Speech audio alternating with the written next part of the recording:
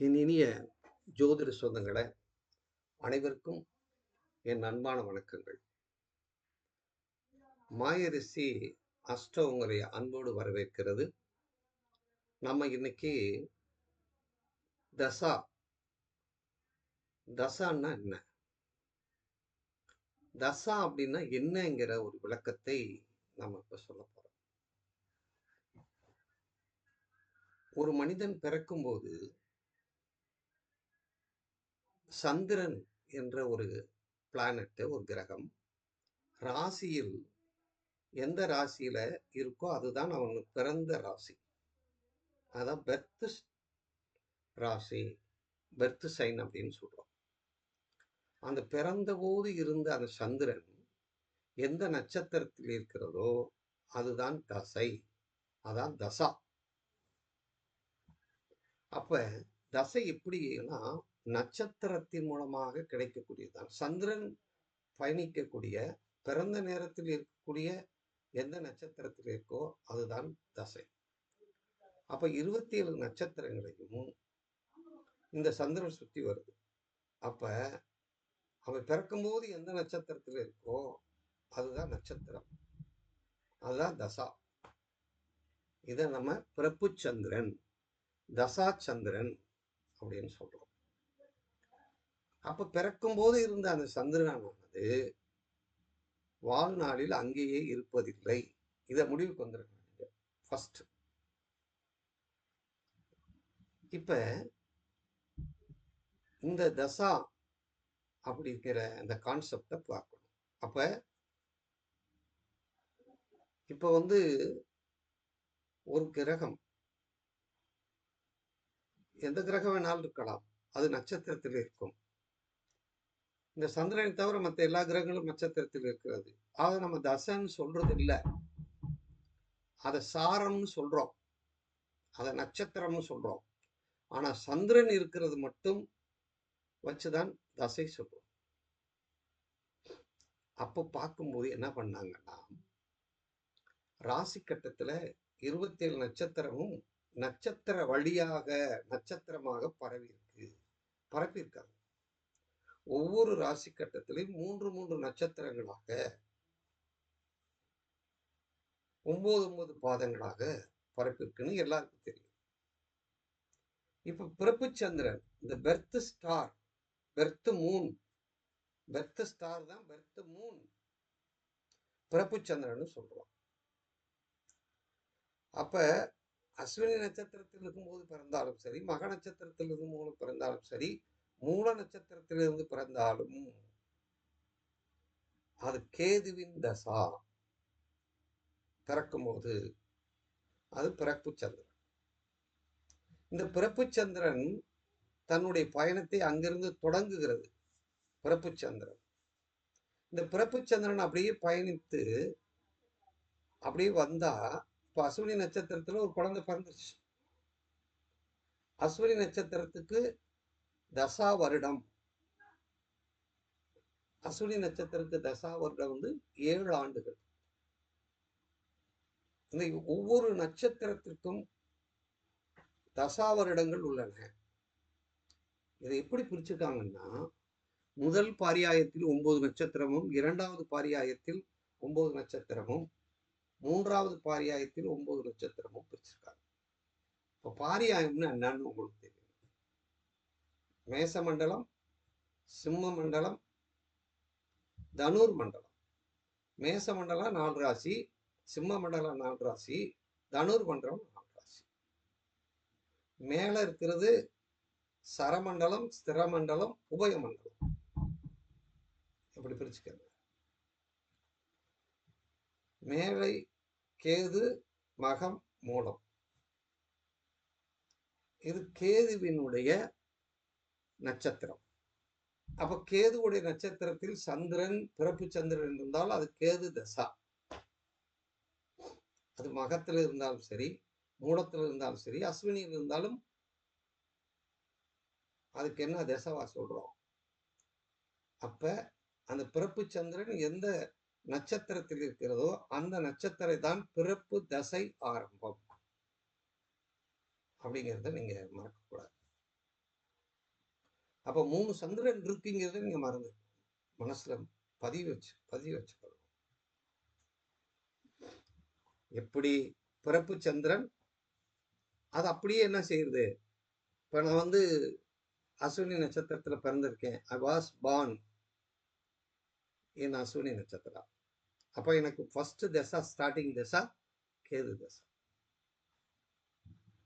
அப்ப கேதுக்குள்ள ஒவ்வொரு நட்சத்திரத்துக்குள்ளயும் 9 புத்தி இருக்கு. ஒவ்வொரு நட்சத்திரத்துக்குள்ளயும் 9 புத்தி இருக்கு. 9 புத்தி இருக்கு. ஒரு புத்திக்குள்ளயும் 9 அந்தரம் இருக்கு. 9 அந்தரத்துக்குள்ள ஒரு அந்தரத்துக்குள்ள 9 சூட்சமம் இருக்கு. இதை நம்ம தெளிவா படிக்கணும். அப்ப நட்சத்திரத்தை வச்சுதான் நம்ம தசைன்னு சொல்றோம். அப்ப கேது தசையில பிறந்துட்டாரு. அப்ப கேது திசையில கேது புத்தி, கேது திசையில சுக்கிர புத்தி, கேது திசையில சூரிய புத்தி, கேது திசையில சந்திர புத்தி, கேது திசையில செவ்வாய் புத்தி, கேது திசையில ராகு புத்தி, கேது திசையில குரு புத்தி, கேது திசையில சனி புத்தி, கேது திசையில புதன் புத்தி. இந்த 9 புத்திகளையும் சந்திரன் கடந்து வந்துகிட்டு இருக்காரு. அப்படி பிரிக்கும் போது அப்படி உள்ள போகும்போது அதை சொல்லணும். அதான் ஒரு ஜாதகம் எழுதணும்னு எழுதிப்பாங்க. கேது திசையில் கர்ப்ப செல் போக மீதி இருப்பு, கர்ப்பத்தில் செல் போக மீதி இருப்புன்னு எழுதிப்பான். அப்ப நட்சத்திரம் வந்து கேது நட்சத்திரம் தான். அது எந்த திசையில இருக்கு, எந்த புத்தியில இருக்கு, எந்த அந்தரத்துல இருக்கு, எந்த சூட்சமத்துல இருக்கு. அப்ப கேது தசை, சந்திர புத்தி, ராகு அந்தரம், புதன் சூட்சமம். இப்படி 1 by 1 அப்படியே போயிட்டே இருக்கும். இப்ப பார்த்தாச்சு. அப்ப சந்திரனுக்கு எவ்வளவு விளக்கத்தை நம்ம கொடுக்கணும்னு பாருங்க. அப்பதான் திசம். அப்ப கேது திசை. இதே சந்திரன் மேசத்துல இருந்து அஸ்வினி இருந்தாலும் கேது திசை தான். சிம்ம மண்டலத்துல இருந்து மகத்துல இருந்தாலும் கேது திசை தான்.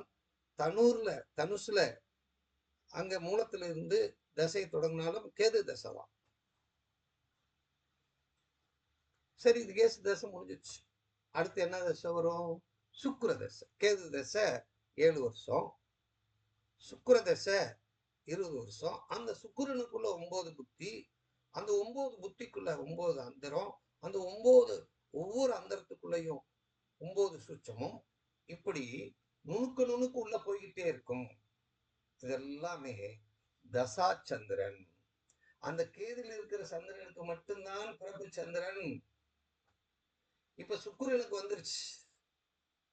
பிறப்பு சந்திரன் சுக்கிரன் வந்து நிக்குது. அப்ப இப்ப இந்த பிறப்பு சுக்கிர தசை நடக்கும்போது அங்க என்ன ஆகுது? என்ன சந்திரன் அது? அது தசா சந்திரன். தசா சந்திரன் சுக்கிரனா இருக்கு. எனக்கு இப்ப சுக்கிர தசை நடந்துட்டு இருக்கு. நான் வந்து 6 வருஷம் வர கேது திசை, சுக்கிர தசை 20 வருஷம், 26 வயசு முடிஞ்ச உடனே சூரிய திசை 6 வருஷம். நான் பிறக்கும்போது 1 வருஷம் போக 6 வருஷம் கர்ப்பசல் போக இருக்கு. அப்ப வந்துட்டு சுக்கிர தசை வந்துருச்சு, சூரிய தசை வந்துருச்சு. அப்ப 6, இது ஒரு 20, 26, இது ஒரு 6, 32 வயசு வரைக்கும் சூரிய தசை ஓடும். இந்த சூரிய தசை முடிஞ்ச உடனே இந்த பிறப்பு சந்திரன் தசா சந்திரன், பிறப்பு சந்திரன்ல தசா சந்திரன் அடுத்து என்ன ஆகுது? சந்திரனுக்கு ரோகிணிக்கு வந்ததுனால அது ரோகிணி தசைன்னு சொல்றது இல்ல, சந்திர தசைன்னு சொல்றோம். அப்ப பிறப்பு சந்திரன், தசா சந்திரன், டெய்லி கோச்சார சந்திரன், 3 வகையான இயக்கங்களில் சந்திரன் இயக்குகிறார்கள். அப்ப பிளானட்லயே பவர்ஃபுல் பிளானட் சம்பவங்களை ஒரு சம்பவத்தினுடைய போக்கை சுட்டி காட்டுகின்ற சக்தி சந்திரனுக்கு தான் உண்டு. அப்ப Chandran is very very important planet in our astrology அப்படின்னு எடுத்துக்கிறோம்.